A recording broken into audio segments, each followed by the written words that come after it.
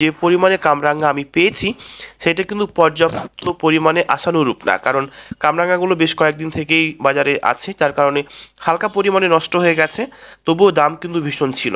তারপরে আমি 250 গ্রাম মতো নিলাম, কারণ যেহেতু আমি একাই খাবো কিংবা দুইজন খাবো, সুতরাং 250 গ্রামের উপরে কিন্তু এই কামরাঙাটা খাওয়া যাবে না, কারণ এতটা পরিমাণে টক। রুমে এসে সেটাকে ভালোভাবে ধুয়ে চাকু দিয়ে কুচি কুচি করে কেটে নিয়েছিলাম। আর সুন্দর করে না কাটলে কিন্তু এটা খাওয়ার ফিলিংস আসে না।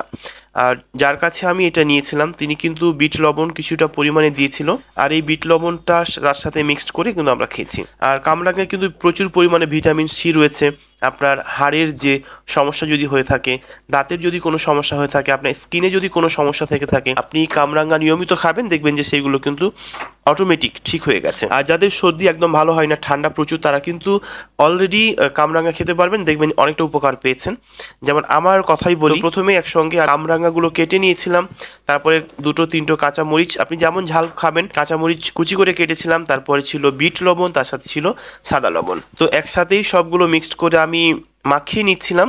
আর এই কামরাঙাটাকে একটু মাখানোর জন্য, অর্থাৎ আরও একটু টেস্টি করার জন্য, আমি এখানে অ্যাড করেছিলাম খাঁটি সরিষার তেল, যেটা বাজার থেকে নয়, বাড়ি থেকে নিয়ে এসেছিলাম। আর এইটার তেলটা আমাকে গিফট করেছিল রুহুল আমিন, আমার ছোট্ট ভাই, তাকে অনেক ধন্যবাদ যে এই তেলটা এইভাবে কামরাঙার সাথে কামরাঙা দিয়ে খাওয়া হবে এটা কখনো ভাবিনি। অনেক ধন্যবাদ রুহুল আমিনকে তেলটা গিফট করার জন্য। আর কামরাঙাটা মাখিয়ে আমি, জুয়েল এবং জাহিদ খাচ্ছিলাম। খেতে খুবই ভালো লাগছিল, বাট এতটা টক ছিল যেটা বলার কথা নয়। সত্যিকারই প্যাকেজটা ভালো লেগেছে এবং খুবই ভালো লেগেছে।